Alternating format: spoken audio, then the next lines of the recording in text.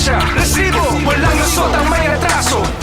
Po natin mga madam. Ang mga resibong nakalap ngayong hapon. Handbag, leather din po siya. Ayan, para may na lang po rito ng H. Nasa kalagitnaan ng live selling ang ginang na ito sa Santa Rosa, Laguna. Pero yung quality po niyan, tsaka yung loob nito is napakaganda pa niya talaga. Nang biglang pumasok ang isang lalaking naka-bonnet at naka-helmet.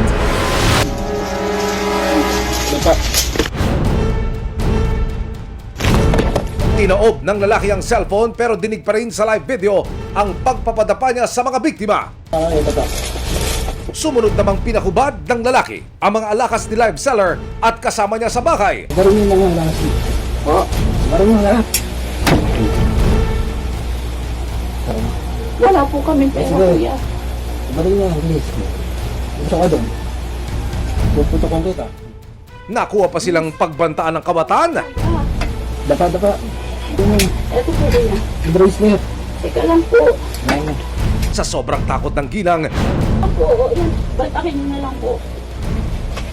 Ayan po. Buti nga sila sa'yo. Kuya, hindi po matanggal. O, nakaano po, kailangan po. Ayan po, kuya. Wala na po. Ayan na. Nasa kayo sa loob. Ay, sige po. pati mga live viewers, shock na shock. Pagkatapos nito ay kinuha rin ng suspect ang cellphone na ginamit sa pagla-live at mabilis na itong umeskapo. Sa labas, nag-aabang na pala ang isa pang lalaking kasabwat niya na sakay ng motorsiklo.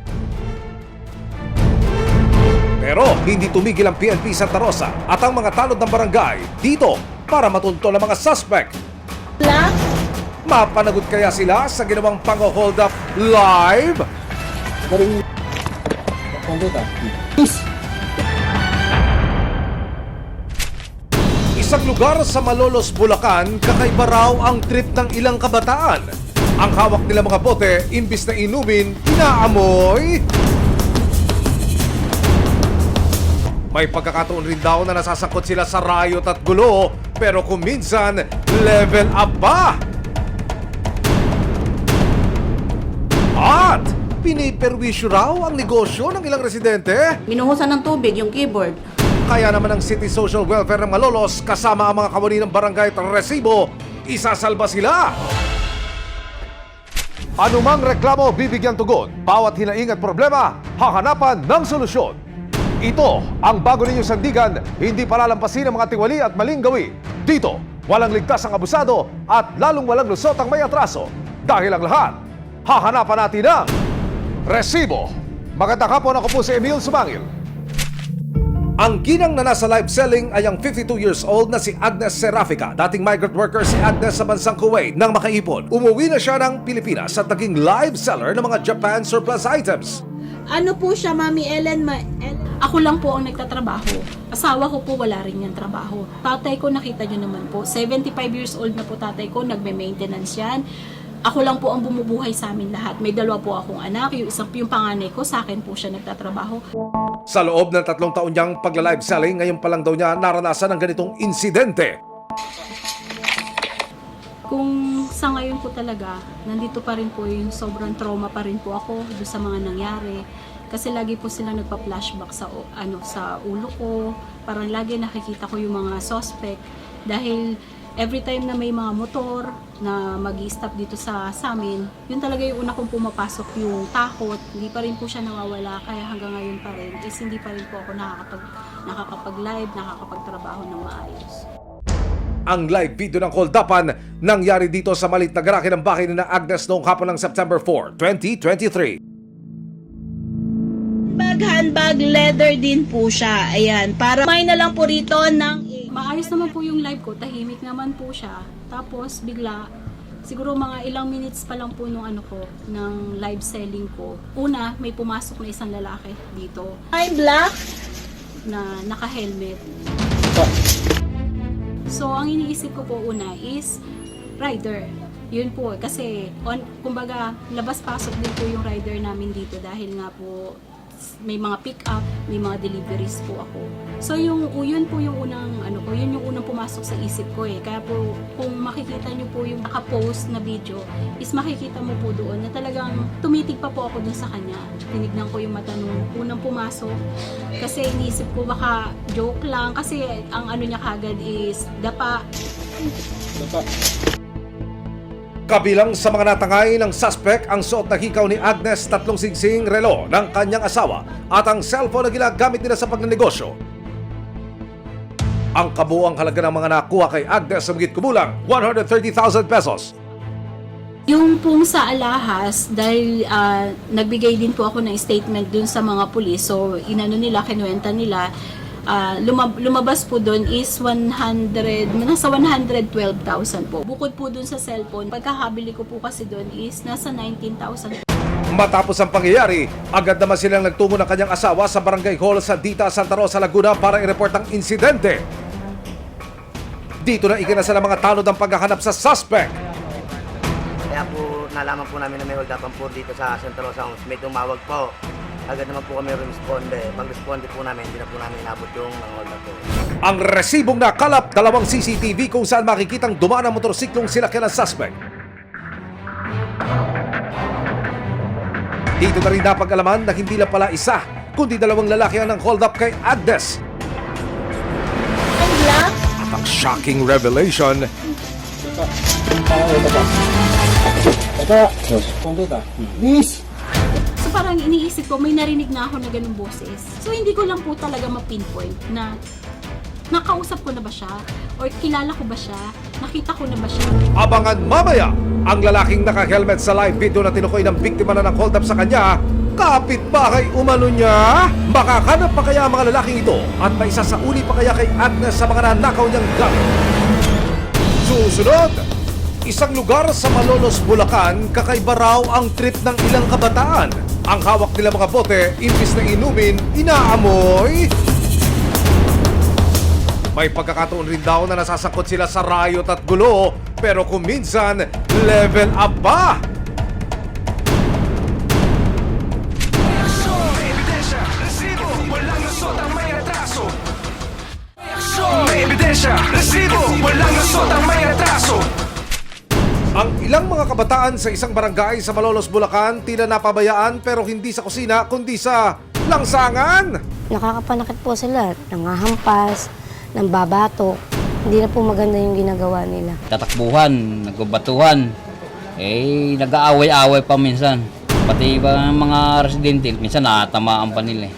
Nakarating sa resibo ang sumbong ng isang ginang na tinawag naming si Cherry. Ayon kay Cherry, lumalaking notorious na raw sa kanilang lugar ang ilang mga kabataan. Rumble dito, rumble doon. Maiingay po, magugulo po. Pero ang mas nakakatakot, delikado na raw ang trip ng mga batang ito. Kwento ni Cherry, September 4, tinutukan daw ng kutsilyo ng ilang kabataan ang kanyang 10 taong gulang na anak. Pinalibutan po nila yung anak ko. May dala pong kutsilyo. Kaya naman si Cherry nag-aalala para sa kaligtasan ng anak. Ngayon, sumusobra na po sila. Kasi may kutsilyo na po. Siyempre, buhay po nung anak ko yung nakaano doon. Hindi naman na po may babalik yung kung sakaling makapinsala sila ng ibang tao. At pati isang computer shop, pinasok at ginulo raw nila. O kahit hindi namin sila may napapasok, pumapasok pa din, tas galit sila, pinagmumura nila ako. Bakit nga ba tila naligaw ng landas ang bata? Sinong nanay nyo? Sinamakan ng resibo si Cherry para kumpirmahin ang kanyang sumbong. Pagdating sa lugar, sa katanghaliang tapat, isang bata ang nabidyohan namin na may hawak na bote. Pero sa halip na inumin, ikinagulat naming sinisinghot niya ang laman. Bukod sa kanya, isa pang batang lalaki ang naispata namin. May hawak din na bote ng soft drinks. Pero sa halip na sa bibig ilagay, sa ilong niya inilalagay ang bote. At tila nilalangap ang laman. Mga bata, ba't yan? Sa gilid naman ng kalsada, isang bata ang nakaupo. Isang plastic din ang kanyang pinagtripan.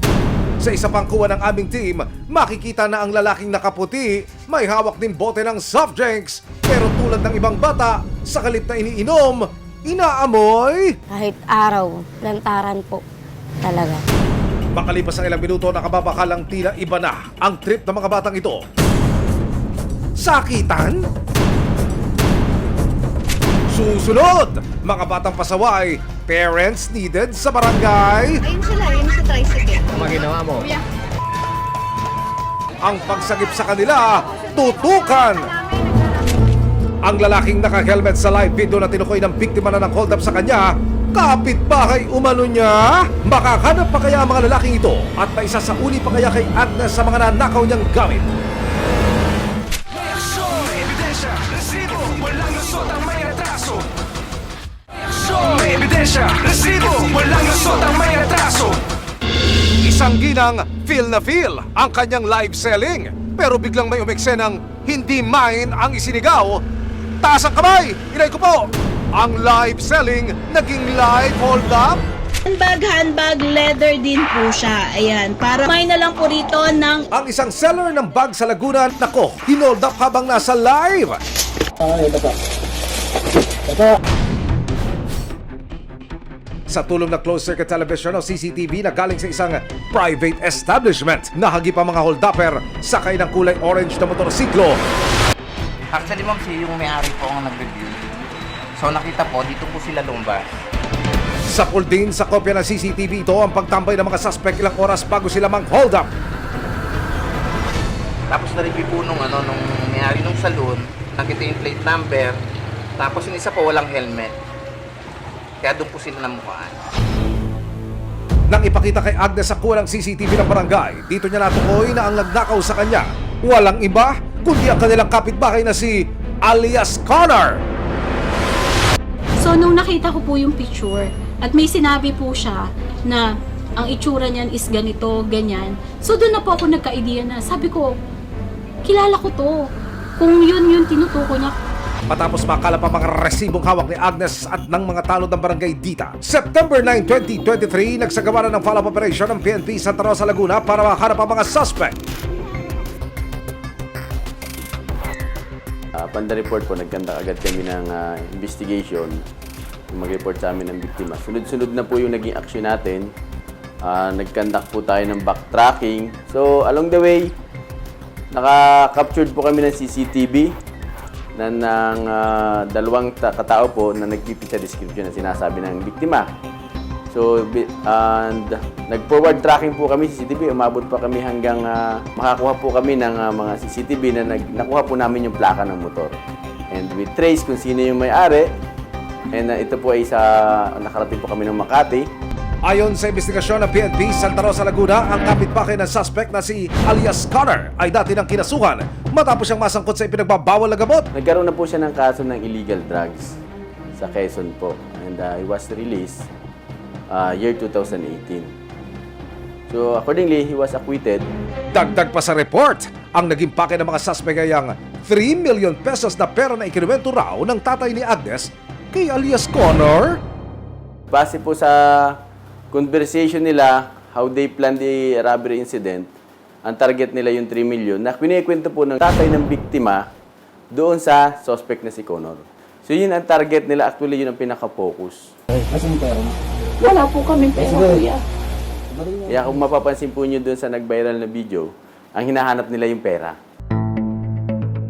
Ang kasabwat ni Connor na si alias Wax ang nanghiram daw ng motorsiklo na ginamit nilang getaway vehicle. And luckily, we're able to identify the owner. And yung owner po ng may-ari ang na-meet namin at nagsabi na yung motor na yung ginamit niya ng mga suspect ay nandun actually sa residence ng may-ari. And yun nga po, pinakita namin ngayon yung picture ng CCTV and positibo po nila in-identify na yun nga po si Wax, yung pong anak ng amo.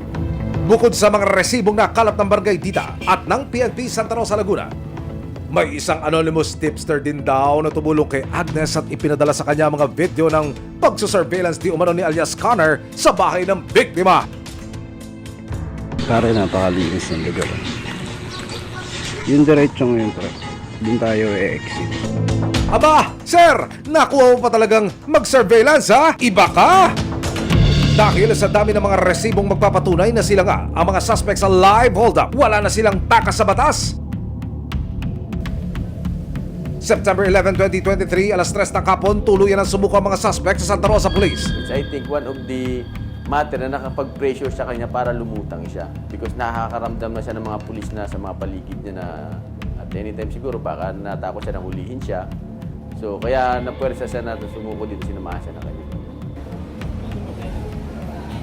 Nang araw ding iyon, eksklusibong nakausap ng resibo ang isa sa mga suspect na si Elias Connor na kapitbahay ni Agnes. Wala lang po nang kawalan, ma'am. Hindi naman po talaga namin intention na pasukin. Nahingi po kami ng paumanis dahil matasik na. Tawarin nyo kami, bigyan nyo pa po kami ng isang pagkakataon. Ayon sa suspect, sumuko siya dahil hindi na raw kaya ng kanyang konsensya. Talaga ba? Sisisi po kami. Siyempre, gusto na rin po agad namin makalabas para makapagsimula ang pagbabano nila. Bagamat sumuko na ang mga suspect at naisa uli ang ilang alakas, si Agnes buo ang loob na ituloy ang pagsasampa ng reklamo laban sa dalawang suspect. Pero kailangan maramdaman din nila na yung ginagawa nila is talagang meron din talaga siyang meron Consequence. din consequence. Hindi pwedeng say sorry o babay na, go na tayo. Hindi naman pwedeng ganun kasi talagang yung trauma sa akin is traumatized talaga. Pero sa desisyong inilabas ng piskal noong araw ding iyon, pansamantalang pinakawala ng mga suspect habang patuloy ang investigasyon sa reklamong robbery with intimidation na isinampalaban sa kanila. So, it's up to the fiscal interpretation na mag-rights nila yun na i-release sila. So, at any rate, we have done our best. We serve the justice for the victim and natulungan namin ma-recover yung mga, although not all, some of the items, and I think the case is very strong against the suspect. Ang lesson ko po, na gusto ko rin po, may matutunan sila doon sa ginawa nila. Hindi lang po ako, kailangan pare-pareho kami. Kasi kung ako lang yung magsasuffer, na sinabi ko lang na okay na, sila is, okay na sila, pwede na silang gumala. So napakasakit naman po na on my part, na sila nakamove on, ako hindi pa. Basta ako nakapag-file na po ako ng reklamo ko. So nasa na po yan, nasa piskal na po. Kumbaga, itutuloy na lang po natin, itutuloy ko na lang po kung ano man po yung nasimulan ko. Ang mga kawatan gagawa ng paraan para makapanglabang pero wag pasisiguro dahil anumang tago, tiyak kayo'y mabibisto. Ilang mga kabataan sa Malolos, Bulacan may hawak na bote pero hindi naman nauuhaw dahil ang laman nito'y hindi pala nila iinumin kundi sisinghutin. Oras na para sila'y sagipin.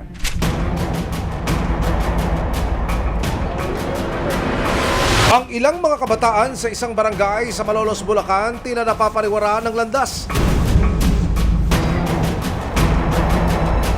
Mula umaga hanggang gabi, langhap sarap. Itinago namin sa mga pangalang Denver, Mac at Darren ang mga batang nakuna ng video. Pati ang mismong kagawad ng barangay minsan na rin inireklamo ang batang si Denver. Ang problema, ultimo raw magulang ni Denver, iniindyan sila sa tuwing ipatatawag sila sa barangay. Pagtalikod ko po, binato niya ako ng bote ng pinasundo ko po yung nanay. Ang sagot daw po nung nanay, dun sa pinasundo kong tanod, kung sino daw po yung may kailangan, siya ang lumapit. Isinangguni namin sa City Social Welfare Development Office o CSWD ng Malolos ang reklamo ni Cherry. Yung anak ko po na nagsumbong lang at nagturo yung anak ko na sila po ang gumawa. Pinag-initan po nila, pinag-ikutan po nila. Bali yung isa po may hawak na kutsilyo, yung isa po may hawak na tubo. Ipinakita rin namin sa CSWD ang nakuna naming video ng mga bata. Hindi na nga nagpatumpik-tumpik pa ang mga kawani ng City Social Welfare and Development Office. Kasama ang CSWD at ang nagre-reklamong si Cherry. Idinulog namin sa barangay ang sumbong ni Cherry. Maging ang barangay, aminado na sumusuko na sila sa dami ng kinasasangkutang gulo ng mga bata sa kanilang lugar. May mga pagkakataon po talaga na nahuhuli naman. Kaya nga lang po, kapag alam naman natin minor, pag pinatawag po namin yung mga magulang, karamihan po talaga hindi pumupunta yung nanay. Hindi naman daw sila nagkukulang sa pagbabantay. Ang problema, Pag marami na sila doon, nag-ipon-ipon na, papaikutan po yun sa tanod. Pag umikot na yung tanod namin, tatawid sila sa kabila, which is center side. So hindi naman namin pwedeng mapasok. After noon, ikot na ka na. Maya-maya, magbabalik ka na naman sila. isang rescue operation ang pinlano ng CSWD at ng barangay bago sumugod. Nandiyan po ba yung mga bata?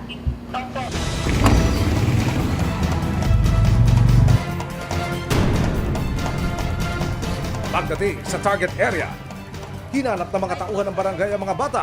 Ano ginawa mo?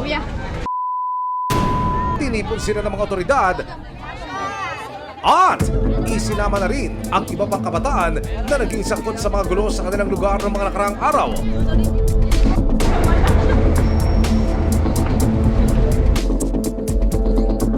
Pagdating sa barangay, isa-isa silang kinausap ng CSWD. Nag-aaral ka? Ito po. Anong mong grade? 6 po. Ilan kayo kapatid? Oo nga, kung nag-aaral naman siya. Kasi bata pa, sabi pa lang po, binigay na ako. Yung iba doon ay may mga record na. Nakagawa sila ng mga pagnanakaw. Aminado sila Denver, Makmak at Darren sa kanilang ginagawa. Di po mga pigilan. Yung lang po, 2019. Si Denver, umaming minsan na siya nga ipasok sa isang shelter. Ayon sa barangay, karaniwang napapalabas ng shelter ng mga batang na-rescue kapag hindi na itinuloy ng complainant ang reklamo. Sa pagkakataong ito, dahil hindi raw nagsampa ng reklamo si Cherry, hindi muna pwedeng dalhin sa shelter ng mga bata. Pero paglilinaw ng CSWD, pwedeng ang barangay na ang magsilbing complainant para maipasok sa isang rehabilitation center ang mga batang nasasangkot sa gulo. Sa pamamagitan ng kapitan, alam niya na itong mga kabataan na to ay threat na doon sa community, kaya kailangan niya i-pull out for rehabilitation. Kinabukasan, ipinatawag sa barangay ang mga magulang ng mga batang sangkot. Aminado ang pamilya ni Denver na hindi nila natututukan ng anak. Alam ko po. Tapos, araw-araw po, oras-oras, minuto. Pinagsasabihan ko, pinangangaralan ko po yan. Ang mga magulang ni Darren, plano na raw ilipat ang anak sa ibang probinsya para mailayo sa barkada. Papadala ko na lang po yan sa probinsya. Lagi ko naman po pinapangaralan niya na huwag nang maganyan. Pati ama niya, pinapangaralan siya. Pero paulit-ulit niya lang din ginagawa. Nagkaharap din sa barangay sila Cherry at mga magulang ng mga inirereklamong bata. Sino lang po sa'yo, be? Pangako ng mga magulang, babantayan at kakastiguhin ang kanilang mga anak. Ay, ang ginagawa ko po, pangaral ang ginagawa ko po sa kanila. Lagi ko pong inaano na sana, bago man ako mamatay, magbago na siya. Mababakas na sa kabila ng mga gulong kinasangkutan, musmus pa rin sila Denver, Makmak at Darren. Malayong malayo sa malahudlom nilang imahe sa kanilang barangay.